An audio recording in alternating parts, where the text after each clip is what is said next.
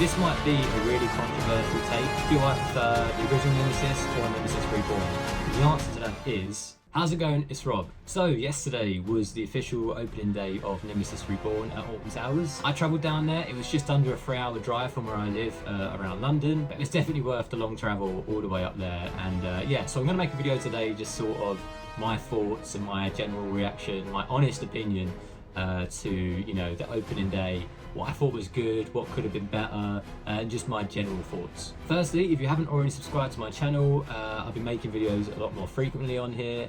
Yesterday we went to Alton Towers and I actually shot a separate video which you can go check on my channel, which was more just, you know, general footage of the area. But yeah, going into it, I mean, a few of the predictions I made on one of my other early videos were right. There were some that, you know, haven't quite happened. Starting off at the Phalanx facility or Forbidden Valley, I really like the sign they made up around the area. I think the details and the finish they sort of did to that, it looks unreal. I'm a big fan of what they did, you know, with the sort of Forbidden Valley in tentacles across the sign. And then you're greeted with obviously the massive Phalanx helicopter. There's a lot of Easter eggs around the area, literally throughout everywhere. There's different things like on, you know, different containers, there's different code words that relate to different things. Obviously on the helicopter there's Thunder Valley. There's just so much to look at. I was sort of thinking to myself earlier, like, I only pretty much spent most of my time in Forbidden Valley. So we got there a bit later than pretty much everyone else because obviously it was a longer drive up. We left pretty early, but we left a little later than we wanted to. So when we got there, obviously all the hotel entrance guests had already made their way over there and people have already run to the area. So by the time we got there, the queue was literally all the way back down to Curse Alton Manor. It was going to be a 3 to 4 hour queue regardless, so I thought, you know, just rather than not seeing anything, we went to the actual pit and got quite a bit of footage around there just to sort of see everything. You know, we got there, there's so much going on. I mean, the atmosphere was absolutely unreal. It was, you know, buzzing with people. You know, I saw a lot of different, you know, content creators that I watch, people, they were just so excited to see, you know, Nemesis reopen. It'd been closed for so long, and you know, it is technically the same ride. I'll get into that sort of how it feels a bit later on, but the actual buzz for this, you know, reopening of a ride, it's been reimagined. It's got different theming elements throughout. It's the same area, but it's been completely transformed. It's hard to describe if you haven't been on video. Obviously it looks amazing on video, I've got so many good shots, but actually being there, and I don't know if it is just because it was opening day, but there was like so many actors around the area that sort of just enhanced to that atmosphere. So the queue actually looped all the way around to the Curse, and it was advertised as a 275-minute queue from that point.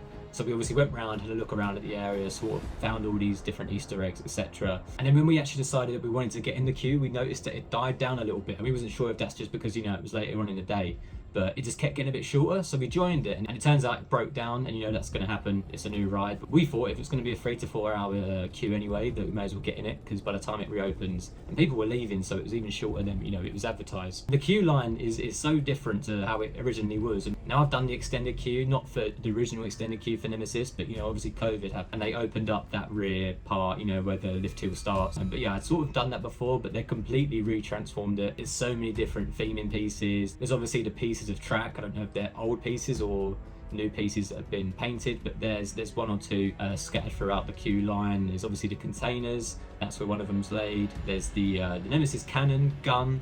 I sort of touched on this in the previous video, but it does conveniently look very unfinished or out of place compared to the actual quality of all the other theming pieces around the area. So I'm still on the theory that they sort of put that in but haven't had the time to decorate it or theme it exactly how it's supposed to be. I wouldn't be surprised if down the line that gets, you know, brought up to the level of the old Nemesis gun, because as much as it's great at the minute, it does look a little unfinished. Also, what's great about that, it points out directly to Nemesis when it goes through the corkscrew, and it sort of has a build up, and then it sort of shoots a noise like a blast, obviously as if it's shooting at the track when you're on it. That's really cool. The music around the whole area, even in the queue line, is sort of similar to Wicker Man. Different parts sound different in different areas, and obviously, you know, the closer you get to the station, it changes there. So many different things in the queue. I'd strongly recommend, if you do want to see more detailed of the queue and the area around it that I don't cover in this video, to go watch my last video. There's not much talking in it. I just went around and got as much footage as I could, just to sort of document that opening day. But yeah, the views you can get around the ride, obviously when you come towards the loop, there's a money shot that when you walk past it, and obviously you've got the ride going over the loop, It looks amazing on camera, and I think the loop might be my favourite part of the ride to look at. And yeah, as you make your way into the station, as I mentioned in a previous video, there was talks about whether it would just be painted black or whether they'd do, you know, a lot more theme elements to it. I was convinced they'd do something, and it turns out they did. They've completely transformed the inside of that station night and day. There's obviously still existing pieces that were there from before, but they've added in different like lighting sections. The lighting in the station is insane. There's a sequence that happens once it dispatches, and it sort of pulses throughout these lights. There's veins on the ceiling. It does make you feel like you're inside the beast of Nemesis. It is really cool, and I love what they've done with it. Going to the exterior of the station, obviously we've known that was changing for a while, and yeah, getting to the eye, that what they've done with that, it's great. There's a backlit projector for the eye itself. There's like an animated, you know, monster eye that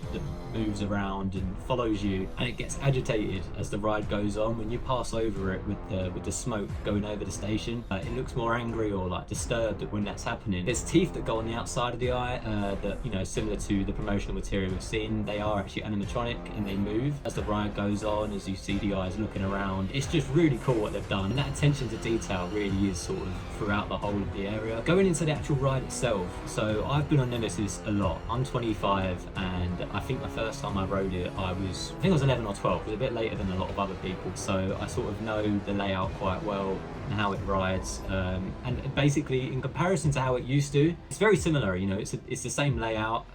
It's obviously a completely new retrack. It's not as loud as it was before. It's very smooth and it is fast. I mean, I got on it a bit later on in the day, probably just after midday, 1 o'clock, so it warmed up a little bit from the early morning, so it was running a bit faster. It is still very intense. You still get that intensity, and so it's very similar in that respect. I did find it very smooth, but there's been talk about there being a slight rattle as you're coming off the lift hill and as you're coming into the station, but the train's not completely compressed on the track. Whether that's the wheels need bedding in a bit more, or it will just sort of smooth out over time. To my knowledge, I don't think that happened on the previous version. This might be a really controversial take. Do I prefer the original Nemesis or Nemesis Reborn? And the answer to that is, I'm not sure yet. I think the classic original Nemesis had so much love to it, and you know, that charm of it being the original and growing up with it, it's iconic, and it was very legendary for even the old theming, you know, that it had around there. It wasn't as, you know, intensely themed, or there wasn't as much attention to detail, but I think I prefer how it used to ride. But it rides very similar, so it's hard to explain. But in terms of theming wise, it's without a shadow of a doubt, I prefer the new theming, and you know, the way they've brought in the phalanx across the whole Forbidden Valley. I think it's really clever what they've done. You know, they've also got now the backstory that ties in well with Subterra, and they've just brought a whole lot of life into that area. Now, I don't know if the popularity is going to continue throughout its lifespan. I'm sure it will, because it was a very loved ride anyway. But you know, in comparison to opening day, I can't see it on 3 to 4 hours every day. That, you know, it's a new ride hype. I do still see it pulling crowds in the, you know, its near future. It gets through its circuit a lot quicker than other rides. The dispatching times are really good, so it sort of eats queues anyway. So I can't see it being a massive queue time, but I also don't see it being on 0 minutes. Overall, I am really glad they've put all that money into sort of keeping it alive for hopefully another 30 plus years. You know, as much as I don't think it needed this sort of rebrand or, you know, anything really changing to it, it was such a classic ride anyway, other than, you know, it meeting its lifespan and needing to be redone. What they've done with the theming, I think, is, you know, incredible. I'm sure everyone who's been on it can agree that, you know, it does look a world-class coaster. It was anyway, but it is done to such a high level, and it's really increased the sort of appeal to ride it again and again. Now, coming onto the shop, that almost had a longer queue than the ride. Not really, but when we ended up getting in the queue for the shop, it did end up being about an hour to get into it. Obviously, the merchandise that they put out for Nemesis Reborn is really good. I bought quite a lot. Just a couple of things I picked up. I bought a hat as well, but there were so many different hoodies and designs that just look really cool. So I do see the appeal and why it was so busy. It is really worth going in there. There's models of the train and the actual building itself, and the quality of the merch is really good. So overall, really happy with how the shop is. But really, the only thing I think is missing now from that area is, well, not missing, but needs changing, is kind of Galactica. It does look quite out of place, being a space theme in with this top secret organization. Now, whether they change that or what the future is for Galactica, and they did do a good job of making sure, you know, it's presentable for opening. They jet washed the track. They've applied, you know, different stickers that needed replacing, so it does look presentable, but it is a bit out of place. And there is one area that's been sectioned off, so what the future is for Galactica, whether that gets a retheme, back to air. I mean, I'm a fan of that. Whether they make that a section in itself, I'm going to be covering that in a future video of what I think they're going to do with the area or what they could do with it. But be sure to keep an eye out for that down the line. So coming on to my final thoughts of Nemesis Reborn and what they've changed, what's different, and my general thoughts for the area itself. I'm a massive fan. It's a welcome change. There's so much to look at, and you do just want to hang around in the area. The audio everywhere is so immersive. With the actors that were there on opening day, I can't imagine they're going to be there forever, but it did just add to the atmosphere, and you didn't really want to leave the area. I mean, I didn't really leave Forbidden Valley other than walking around the park, to get food, etc. It has just brought new life to that area, and I'm really grateful for that. So that's where I'm going to be leaving the video today. I'm really interested to know your thoughts on what they've done with the area and the ride itself. Are you a fan of it? Do you miss the original? I'll be reading the comments, so I'm really interested to know what you think. Make sure you give a like on this video if you did enjoy it, and make sure to subscribe if you do want to see more content from me in the future. So I hope you enjoyed this video, and hopefully see you in the next one.